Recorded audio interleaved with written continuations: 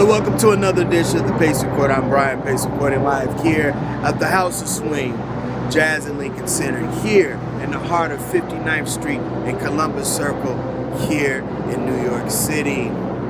Blessing the band stage in her first appearance here in New York City since the COVID-19 pandemic took place is pianist, band leader, composer, and educator Yoko Miwa. Now, Yoko hails from Japan, and over the last 30 years, this young lady has not only mastered Black American music, but she's also bringing a very unique as well as very positive voice through her music. In fact, during this COVID-19 pandemic, she lost her father, who lives in Japan, and she recorded a very, very powerful and uplifting album titled Songs of Joy, which is now available on iTunes and Amazon.com. Now, this album is a myriad of a lot of things. One, all of the energy that she channeled for these last 2 years. And two, she wanted to give something to the world that would uplift as well as make sure people leave uplifted by listening to this music. Tonight I had a chance to sit down to break bread with her and talk to her about her first time playing in New York City since this pandemic has taken place, her origins and learning the music by way of classical music in her native Japan, as well as we reflect on some of her favorite piano influences.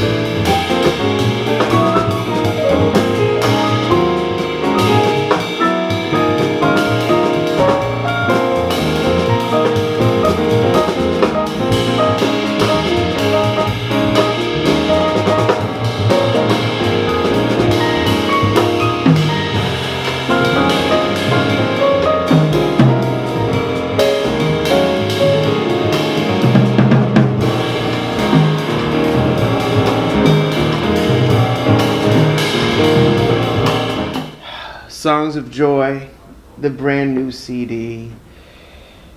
Well, I can honestly say, listening to this album, there's a lot of joy in the midst of all the pain that's been going on the last 2 years.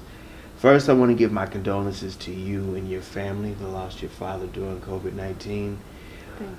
But in the midst of everything that's going on, this album is just very, not only energetic, but it's a time people need to hear some positive things. Tell me about this new recording. You know, I almost didn't want to record this album because, we were not sure what's going to happen, during the pandemic. But my record label and my manager, they really encouraged me, and then Yoko, you definitely should do this. And I'm glad I did, Otherwise, I didn't have anything else to focus on during the pandemic. So, I composed every day during the pandemic. I just decided to do something different. So I sat down on the piano and then just play it, just record it. Don't take too long because I could spend years if I want to finish one song. But this time I just decided, play something and just record it every day. And 5 songs I recorded from these recordings. And I, picked other songs, but each song has different meaning and different feeling, and, but I think the end came out as a feeling of joy because, we went to studio, was after 4 months, we didn't play together for 4 months before we went to studio, my trio. So I was a little bit nervous going to studio because how am I going to play? I used to play all the time with my trio every weekend, some shows all the time, and then all of a sudden nothing, and then just practicing home all the time, and I went to studio without rehearsing together. And usually, when you record the album, you will be playing all the time, and you get some kind of idea and the arrangement, you change the arrangement, and then you go to studio, right? But this time was just do it. Right. And then also we were wearing masks and a social distance and everything, I felt really weird, but once we start playing, nothing mattered. Everything was just great. I had so much fun playing with my band again, and totally forgot about my mask, forgot about the other thing I was worrying about, and I think that the feeling of joy just, you can hear from the recording because of that reason. You do some very interesting renditions of soul and folk classics, and I say folk loosely because Freedom by Richie Havens to me is probably one of the most soulful things and he's recorded a lot of soulful things, but he's in that folk vein. And you also go into Billy Preston, which is the title song, the Song of Joy. I understand that you introduced Sheila Jordan this song, and you play and accompany her when she comes and visits you in Boston. How did that happen? So she comes to Boston, play with my trio once a year, at least once a year. I love playing with her, by the way. She has so much energy and positive energy, and every time I play with her, I get so inspired by her. But one show that she said, okay, we're gonna play this song, and as an intro, or something else going to bebop song or something like that. But she said, we're gonna play this as an intro, very short. And I liked it so much. And actually I didn't know at that point the song. So I went home and listened to it. I fell in love with the music. I loved it so much, and I just wanted to play with my trio. So Shira introduced me to this song. Wow, Sheila that's interesting. And Sheila has propped up lately in a couple of my interviews with other musicians. Sheila is this, like you said, she's this bundle of energy that just won't go away. You try to shoo her away, no, we're gonna sing it. That's how she is, Yeah. and that's I love her. yeah. She does it out of love. Also, I Richie Havens, Freedom.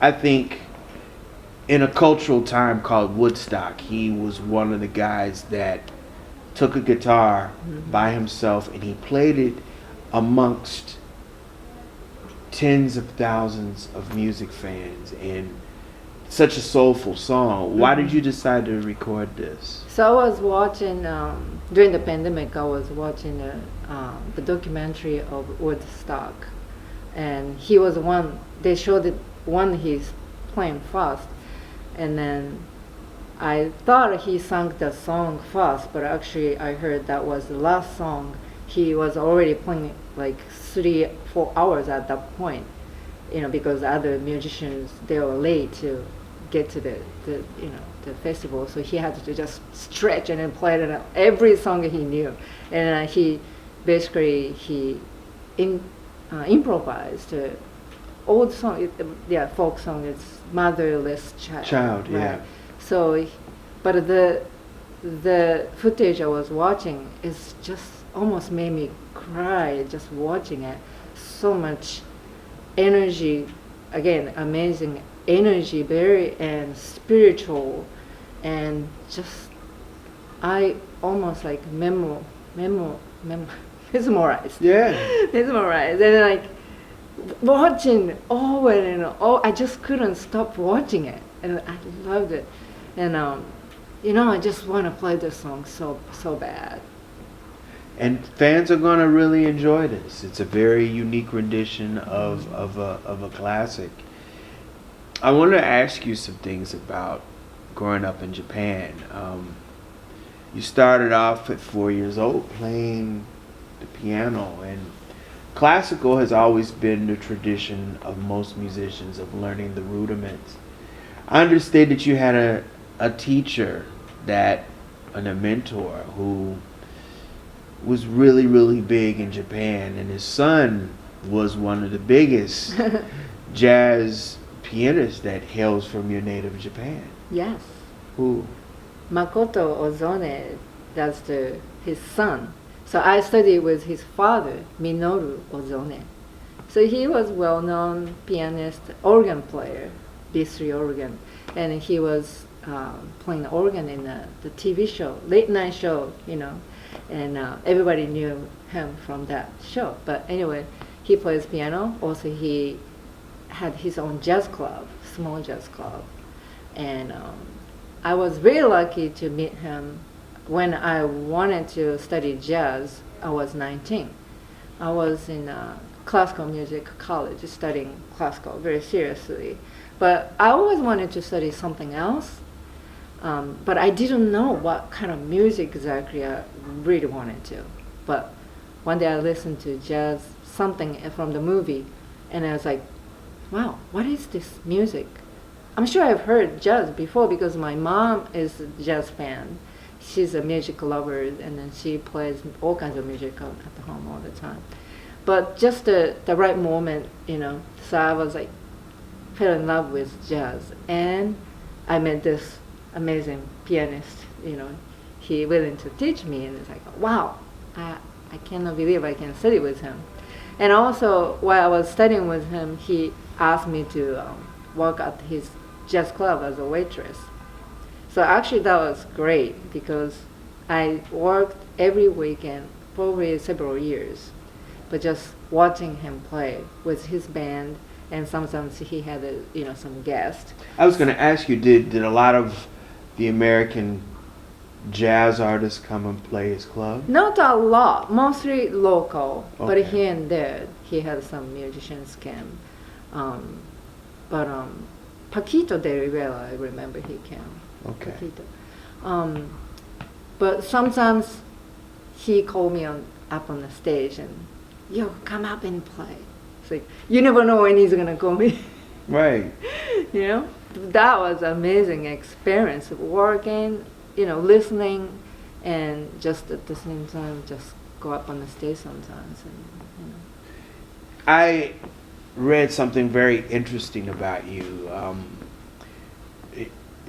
Japan had a real bad earthquake, and it really kind of crippled the music infrastructure in your city. And you went to conservatory, but it was one of your professors, the president of the school, that told you to go to Berkeley. And I got to ask you about this transition, because from my understanding, you weren't going to audition. So yeah, the reason I went to school because the earthquake destroyed the music school. My teacher Minoru Ozone, he had the music school where I was teaching also classical and jazz, and so facility was destroyed. Also, jazz club was destroyed. His Hammond organ, he had 3 or 4 of them. Most of them got destroyed by water. Everything just water. So they said, nothing we can do for a while. So you can do anything you want to now, So I decided to go to school. Maybe I can play with other people and then study from the beginning again. Maybe study more theory or something different. Yeah. So, and then the president of the school, he said, "Why don't you take an audition for the scholarship going to Berkeley College of Music?" I said, "Oh no, America! I'm not going to America." Of course I knew Berkeley, and I always wanted to go, but I always, lived so close to my family, and I never thought I'm gonna live in America just myself. So, but last minute, you know what? Maybe I should try. Just take an audition. Let's see how it goes. And then, actually, I won first prize. And then everybody's like, "Yoko, you have to go. You cannot miss this opportunity." Right? So I decided and came. And I was going to stay just for 1 year, study 1 year, and go home. That was my plan. But didn't.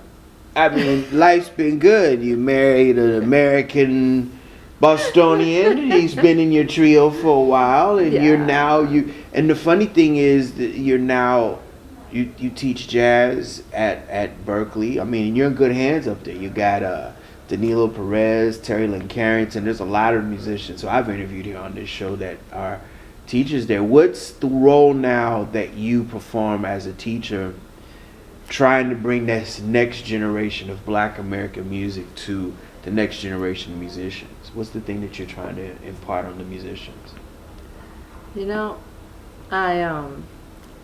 First of all, I couldn't believe when they called me to teach there, because I never thought I would be. But I'm very lucky, and I'm very, I'm almost like inspired by students every day. Some of them not really jazz. They never play jazz. Some of them, and some of them they're familiar. Some of them really great. But I always try to teach them something they can relate to. Not like you gotta play like McCoy, Tyner. You have to play like Billy Evans, or something what they can do, or something they might be able to use for themselves. What they are going to do, and they want to do. So it's a lot of thing I share my experience, and I just want them to enjoy improvisation, improvise. All of my students, most of them, they're so kind of intimidated, but like, okay, let's play something. Like, oh, no, I can't. Or just do it. Right. Whatever you feel like, I know you can do it. And eventually they understand, It's like a conversation. Right. Of course, there's theory and everything behind it, but something you can start, and then if you like it, then maybe they will study more, you Right, know. right. So I'm trying to introduce them to this beautiful music. You know.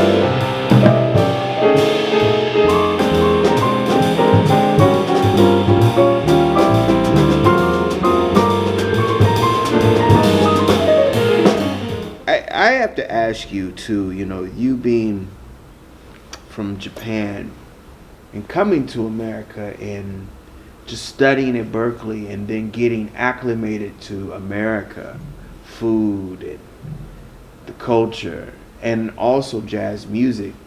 Was it a cultural shock for you when you moved here? Because you already had your hands steeped in jazz before you left when you came here. How was it different for you, and how did you adjust to being in America and playing this music? Yes, definitely culture shock. I had huge one.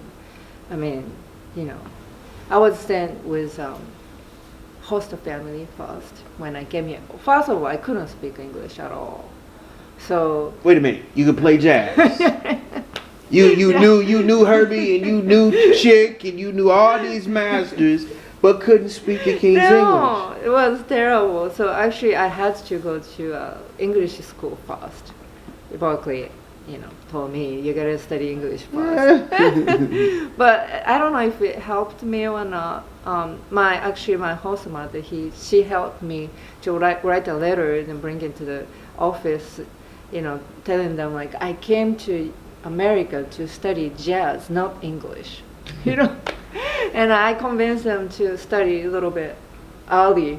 They wanted to, study longer period, like maybe 2 semesters, but just I think I just finished 1 semester and went to Berkeley. But in general, yeah, culture shock. Like, I don't know, the people. Now I'm so used to it, and I love American culture.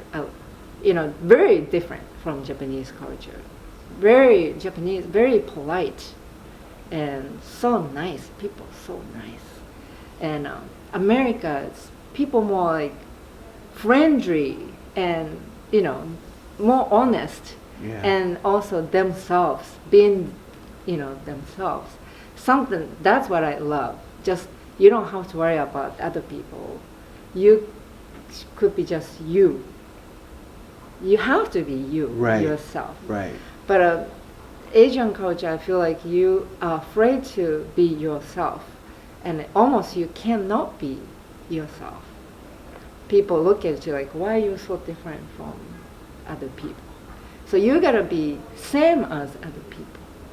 So when I go back to Japan, I have hard time adjusting too, because you've been here for a while and you've gotten acclimated. Yeah. It makes sense. It makes sense. Yeah, so everything is so different. But also the way you teach piano too, it's very different.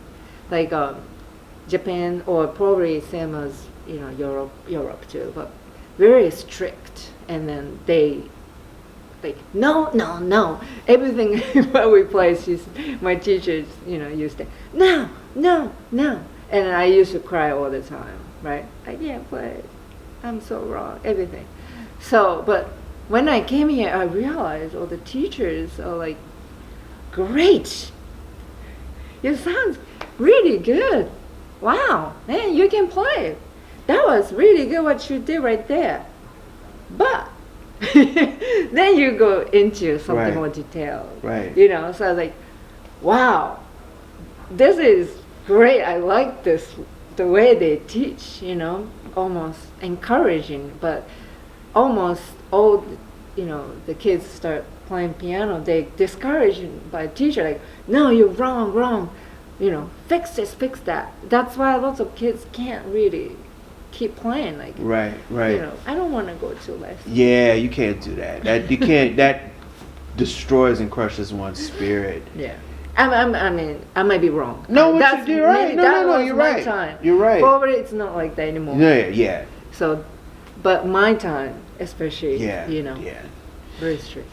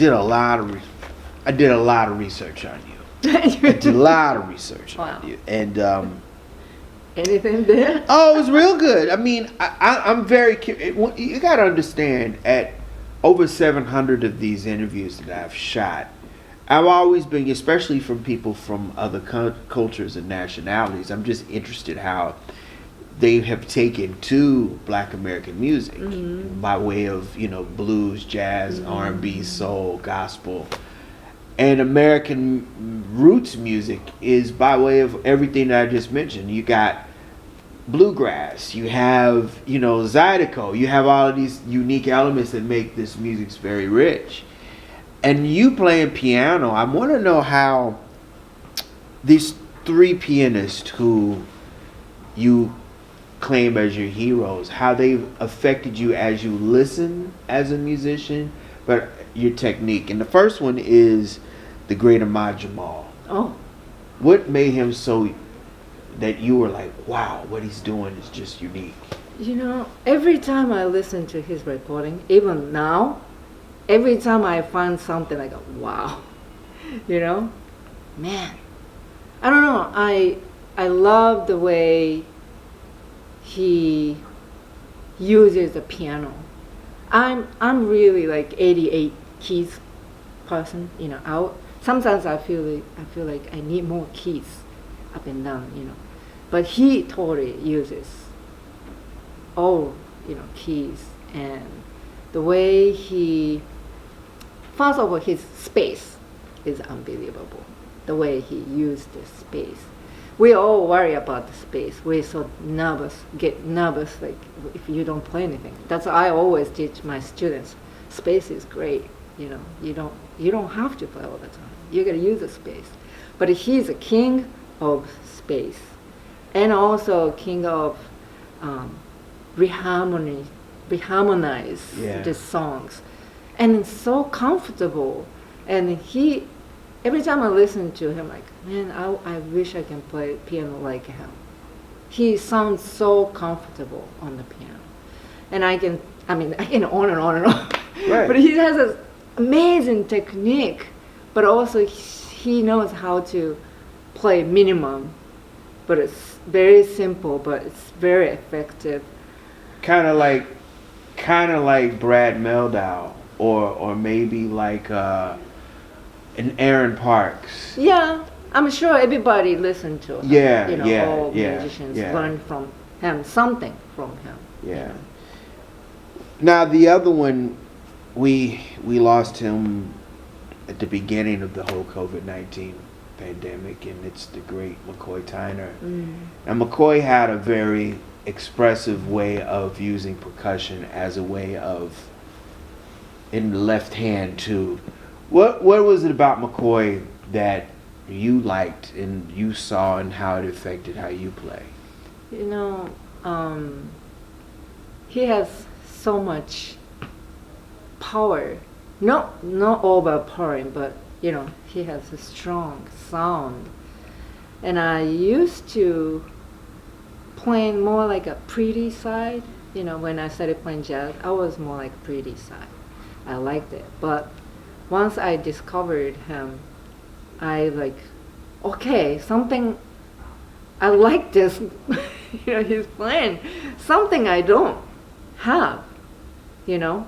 And then I was inspired by his left hand, gang, you know, octave things. Like, I thought He was loud. He was loud. Every time. Powerful. Every time I just, all the shows I've seen him play, I'm like, wow, how do you get this out of this? I know. Yeah. A same piano. Yeah. So, yeah, that's what I always think. Even, you know, same piano, anybody plays, everybody has a different sound. Pretty much you can tell by 5 notes you hear. Oh, Yeah. McCoy. Yeah. Amajo. Yeah. You know, that's amazing. You know, but he got his sound and the false, you know, voicing stuff. I'm still studying. I'm still learning.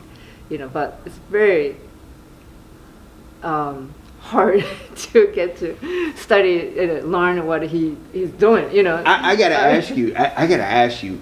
What was your overall observation when you saw those two guys play live for the first time? I know that had to be a very groundbreaking experience for you. Like the first time I saw McCoy Tyner, I was like, really? Yeah, he was amazing. Just again, he was himself, and then just very comfortable and very powerful. I was like, man, he's using all the piano, you know. Again, big left hand. I mean, I wish I can play like that. The last one, and this is another one of your heroes, and I love this guy too because you automatically within like the first minute you know it's him. His ballads were just ridiculous. Bill Evans. What was it about that light hand that you liked? You know, when I studied playing jazz, he was the first one I really fell in love with, because of course everybody, but especially I know he studied classical so much, and I heard so much classical music influence on his playing. Beautiful voicing and the touch. You know, he could be really strong too, but you know, he has that gentle, beautiful, you know, the soft, and that's something I was related to when I was playing classical a long time, and you know, I had a little hard time to get into, you know, jazz. So he was very, I loved his voicings. Yeah. I study a lot of voicings from his playing. Why voicings? Voicings, to me, voicings are very big part of our playing. To me, especially me, I'm a voicing person. I like to sing a line too, but I'm always thinking like both hands and then creating the sound together.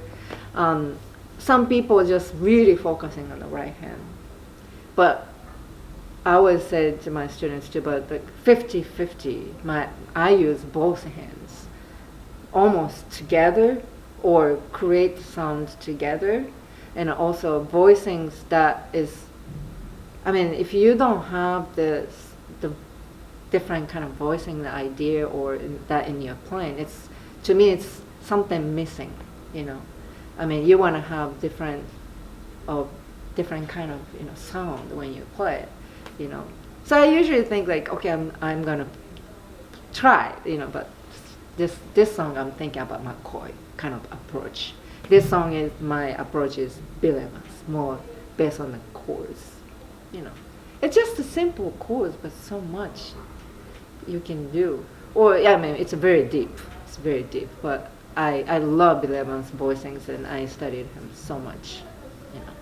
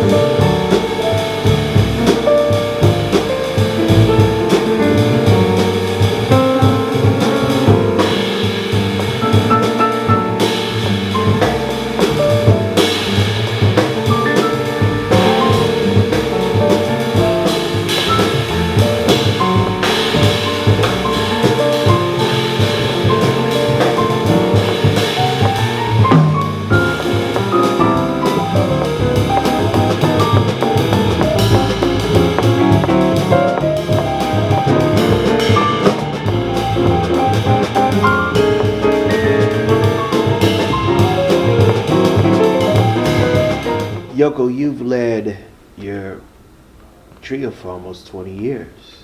Been a minute. And working with your husband's got to be great too. But as a woman, being Asian in America and playing in a very predominantly male-dominated industry, what are some of the things that you've had to do as a band leader and a composer and a businesswoman to, one, keep your holding in this industry, but also stay relevant and also create the music that you love moving forward? Not easy. I'm sure it's, even as you man or woman, it's no easy thing to do, right? I mean, first of all, I just wanted to play piano. That's what since I was little, I just loved playing piano.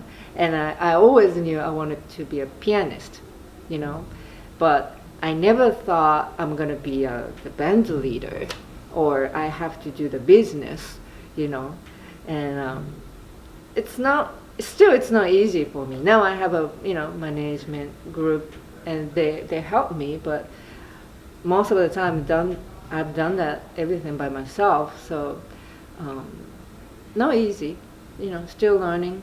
Even more these days, you have to do social media and stuff. Yeah, right? It's right. so much more to do.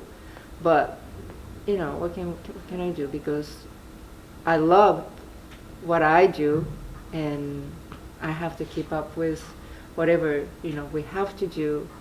But, yeah, I mean, as a woman, I had some experienced people in the group. I used to play in a big band, like all men. I'm the only one woman in the band. And sometimes new people come and they don't want to talk to me in the beginning of the set.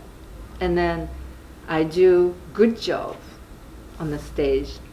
Then they're like, hey, nice to meet you, Like, yes. So always I thought I have to be really good. I have to be good to survive in this business, because I don't want people to say, oh, she's a woman, she's Asian, that's why she got the gig. I don't want to hear that.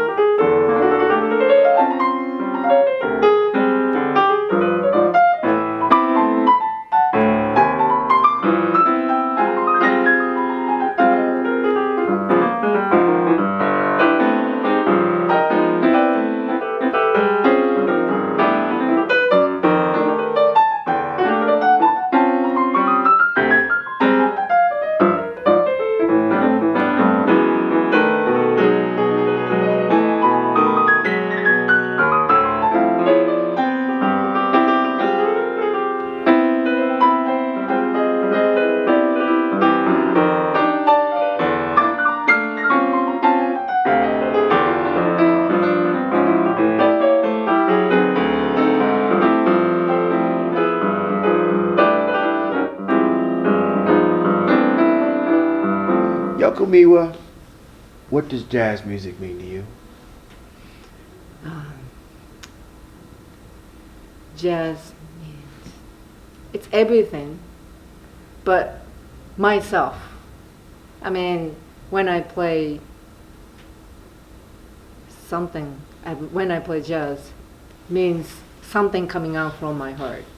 Any show, even I'm playing for one person or huge audience, doesn't matter. When I play something, it means really coming from my heart. And so, expressing myself.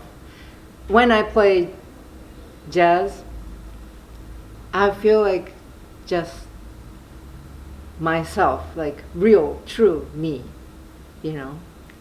That's my happiest moment when I'm playing jazz. So. That'll do it again for another edition of the Pace Report, reporting live here at the House of Swing, Jazz and Lincoln Center here in New York City. I'd like to personally congratulate and thank the incomparable Yoko Miwa for her time. Make sure you support her current CD, Songs of Joy, which is now available on iTunes, Amazon.com, and CD Baby.